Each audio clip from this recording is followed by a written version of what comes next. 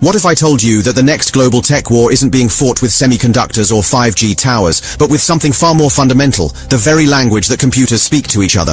Picture this. You're a Chinese tech executive trying to expand your business globally. You've built an incredible AI system, but when you try to connect it to international networks, you hit an invisible wall. Not because of hardware or software, but because the data itself speaks a different language than what the rest of the world expects. In a stunning move that could reshape the digital landscape forever, China has just made a decision that will force every multinational corporation, every startup, and every tech investor to completely rethink their global strategy. This isn't just about politics, it's about who controls the future of digital communication itself. But here's what most people don't realize. This decision goes far deeper than trade disputes or regulatory compliance. China isn't just saying no to US data standards, they're creating an entirely parallel digital universe that could eventually leave American tech giants stranded in their own backyard. Like, share, and subscribe. Now, because what I'm about to tell you will fundamentally change how you think about global technology.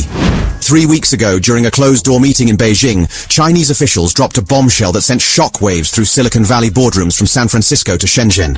They announced that all Chinese companies would be required to transition away from US-based data exchange protocols within the next 18 months. This isn't just about privacy or security, though those are certainly factors. This is about creating an entirely new digital ecosystem that operates on Chinese terms, using Chinese standards, with Chinese oversight. And the implications are staggering. What most Western analysts missed was that this decision wasn't made in isolation. It's part of a coordinated strategy that's been years in the making, involving everything from quantum computing research to satellite internet infrastructure. China isn't just reacting to American pressure, they're proactively building an alternative to the entire Western digital architecture. The immediate trigger was a seemingly mundane technical standard called JSON schema, which has been the backbone of web data exchange for over a decade. But China's new requirements demand a completely different approach to data structuring, one that's incompatible with existing global systems. Here's where it gets really interesting. This isn't just about Chinese companies operating within China. Any foreign company that wants to do business with Chinese entities, even if they're based in Europe, India, or Brazil, will have to completely restructure their data systems to meet these new requirements. Most people think this is just another trade war escalation, but that's missing the bigger picture entirely. What China is actually doing is creating what cybersecurity experts are calling a digital sovereignty firewall, a comprehensive barrier that goes far beyond the Great Firewall we're already familiar with. The real motivation isn't just about controlling information flow, it's about controlling the very infrastructure of digital commerce. By forcing companies to adopt Chinese data standards, they're creating a situation where businesses that want access to the world's largest consumer market must essentially become dependent on Chinese technology ecosystems. This strategy has been quietly developing for years. Remember when China started requiring foreign tech companies to store data locally, or when they began pushing for indigenous innovation in semiconductor design. These weren't isolated policies, they were pieces of a much larger puzzle. What's particularly clever about this approach is that it leverages China's position as the world's largest digital market. Companies can't simply ignore Chinese consumers, they represent nearly 20% of all global internet users. But now, accessing those users requires adopting Chinese digital standards. The economic implications are enormous. Early estimates suggest that this could cost multinational corporations between $50 billion and $100 billion in system upgrades and restructuring over the next 3 years. But that's just the beginning. The real cost will be in lost competitive advantage as Chinese companies gain preferential treatment in their own market. Here's where things get really technical, but also really fascinating. The US data standards that China is rejecting, things like REST APIs, OAuth authentication, and standard database schemas, have been the universal language of the internet for decades. They're what allow a startup in Bangalore to seamlessly integrate with services hosted in Seattle. China's alternative approach is built around what they call context-aware data protocols.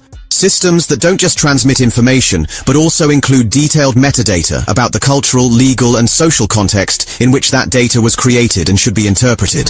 This might sound like a minor technical difference, but it's actually revolutionary. Traditional data standards treat information as universal. A date is a date, a number is a number, regardless of where it comes from. China's approach recognizes that data is inherently contextual and should be processed differently based on its origin and intended use.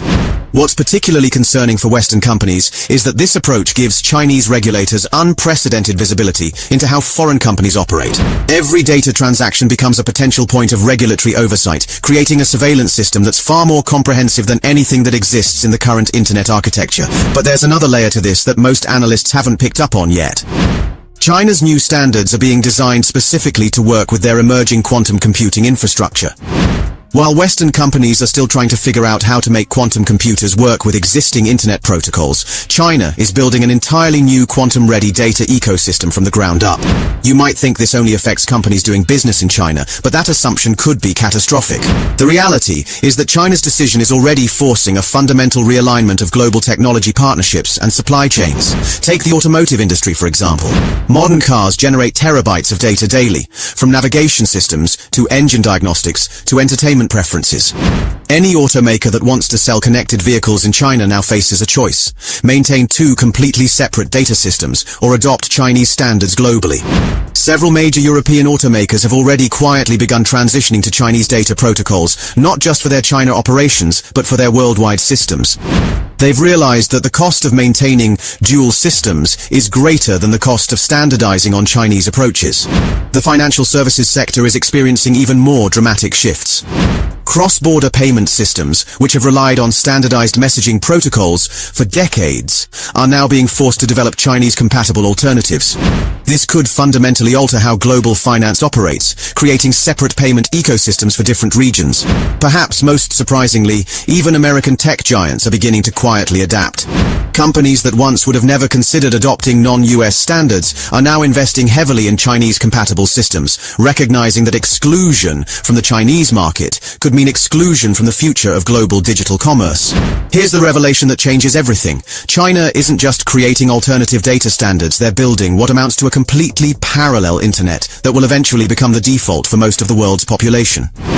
This isn't speculation, it's already happening.